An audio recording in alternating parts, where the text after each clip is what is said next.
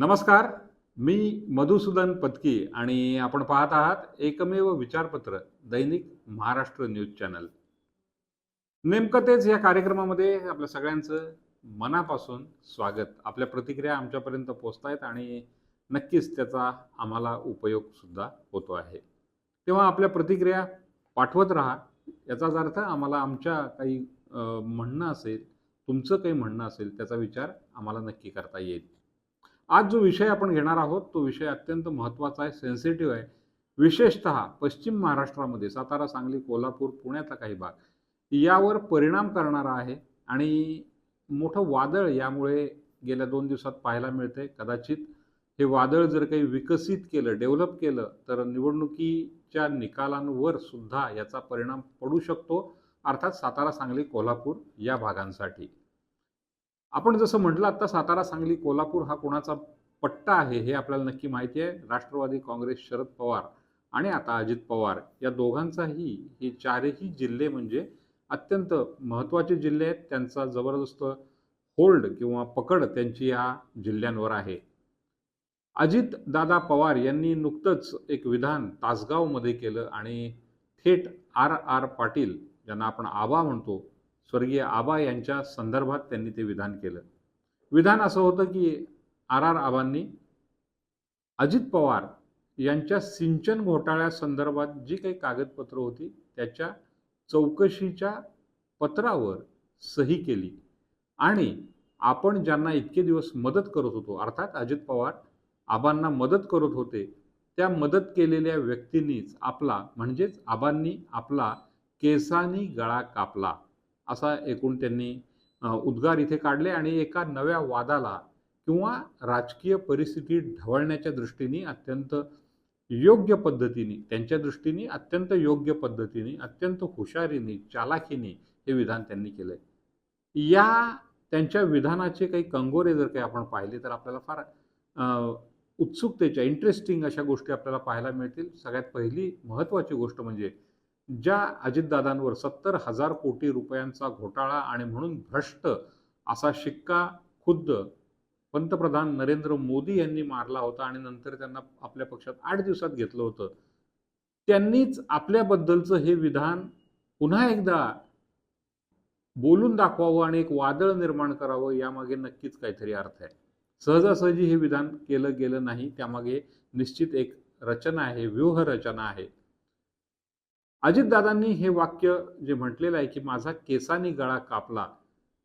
आता ह्याचे जर काही आपण कंगोरे पाहिले की ते कागदपत्र 70,000 कोटी रुपयांचा मुळात पहिला घोटाळा काय आहे हा आपल्या बऱ्याचशा लोकांनी 10 वर्षापूर्वीचा हा विषय आहे. 2012-13 मधला विजय पांढरे म्हणून जे इंजिनियर होते आणि त्यांनी तो घोटाळा काढलेला होता. महाराष्ट्राची संस्था जी या सर्व पाटबंधारे आणि एकूणच जमीन, त्याचं ओल असणारं क्षेत्र या सर्वाचा विचार करते, त्या संस्थेचे ते मुख्य होते आणि त्यांनी विजय पांढरे यांनी या संदर्भातला काही तपशील, टिप्पण्या आणि अहवाल दिलेला होता आणि त्यामध्ये त्यांनी उद्धृत केलेला घोटाळा हा 35,000 कोटी रुपये पाण्यात गेले अशा अर्थाचा होता. आजपर्यंत जेवढा खर्च केला तेवढा सिंचन करू शकलेलं नाही आपण, तेवढी सिंचनाखाली जमीन आणू शकलेलं नाही आहे आणि त्यामुळे सुमारे 35,000 कोटी रुपये हे वाया गेले असं त्यांचं म्हणणं होतं. आता या सगळ्या विषयानंतर 2013 सालामध्ये विजय पांढरे सेवानिवृत्त झाले. ते नंतर आप पक्षामध्ये गेले. त्यांनी निवडणूक नाशिकमधल्या एका मतदारसंघातून लढवली. त्यात ते पराभूत पण झाले. मात्र सुरुवात विजय पांढरे यांनी केलेली होती. दादांवर घोटाळ्याचे आरोप झाले. दादांना त्या अनुषंगाने मंत्रिपदाचा राजीनामा द्यावा लागला होता. आता 10 वर्षानंतर पुन्हा घोटाळा, त्यानंतर बऱ्याच केसेस आणि हायकोर्टाचे निकाल, त्यांना क्लीन चिट दादांना मिळणं वगैरे हे बऱ्याचशा गोष्टी यामध्ये झालेल्या आहेत.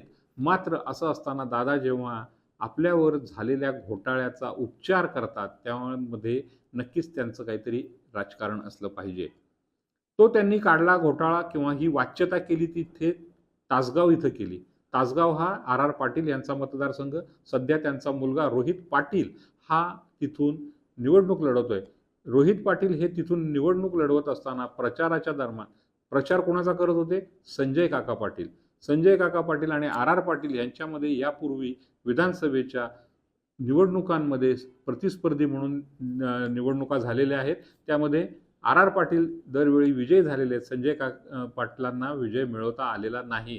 आता संजय काका पाटील भारतीय जनता पक्षात खासदार होते, ते त्यांनी सोडून राष्ट्रवादी अजितदादा पवार गटामध्ये प्रवेश केला आणि त्यांना तिकीटही उमेदवारी मिळाली. तासगावमधून ते आता निवडणूक लढवत आहेत. त्यांच्यापुढे त्या अर्थाने बच्चा असणारा रोहित पाटील आहे आणि त्या सगळ्या पार्श्वभूमीवर अजित पवार हे विधान करतायत. पुढची महत्त्वाची गोष्ट अशी आहे, जेव्हा आर आर पाटील त्या महत्त्वाच्या म्हणजे 35,000 70,000 जो काही घोटाळा असेल त्या कागदपत्रांच्या चौकशीचं जेव्हा स्वाक्षरी करतात, तेव्हा ही स्वाक्षरी करतोय हे शरद पवारांना माहीत नाही असं होण्याची शक्यता खूप कमी आहे. थोडक्यात शरद पवार यांच्या सांगण्यावरूनच आर आर पाटील यांनी त्यावर सही केली असावी किंवा केली आहे असं अजितदादा पवार यांना सांगायचं आहे. थोडक्यात कही पे निगाहे कही पे निशाणा.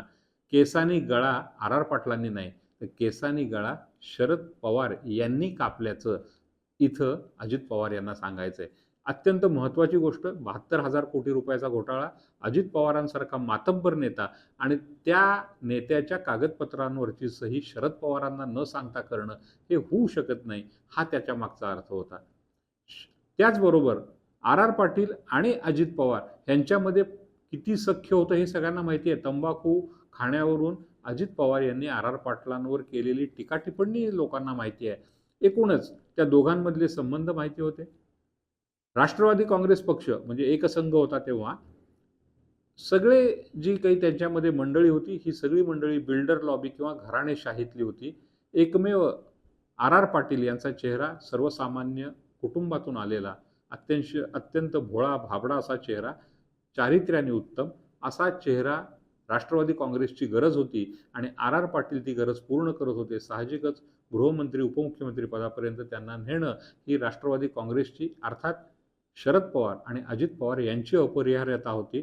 मात्र अजित पवार यांना कुठेतरी पुढे जायचं होतं, मुख्यमंत्री व्हायचं होतं आणि शरद पवार दरवेळा त्यांना थांबवत होते. हे आता त्यांच्याच बोलण्यातून सिद्ध होतंय. एकीकडे घराणेशाही असणारा पक्ष आणि दुसरीकडे त्यांच्याच भाषेत, अजित पवारांच्याच भाषेत टग्यांचा पक्ष तो होता. त्यामध्ये आर आर पाटील हे एक सभ्य सोज्वळ चेहरा म्हणून आवश्यक होते. आता तिसरी आणि महत्त्वाची बाब अशी आहे की त्यावर पृथ्वीराज चव्हाण यांनी सह्या केल्या असं विधान जाहीर झालं किंबहुना सगळं खापर पृथ्वीराज चव्हाण यांच्यावर फोडलं जातं. त्यांनी श्वेतपत्रिका काढली आणि त्यामुळे सगळ्यामुळे अजित पवार हे दोषी ठरले असंही समजलं जातं. त्यांच्यावर तो ठपका ठेवण्यात आला असं समजलं जातं. त्यावर पृथ्वीराज चव्हाण यांनीही 2 दिवसापूर्वी स्पष्टीकरण दिलं की माझा ह्याच्याशी काही संबंध नाही, एकाही फाईलवर मी सही केलेली नाही.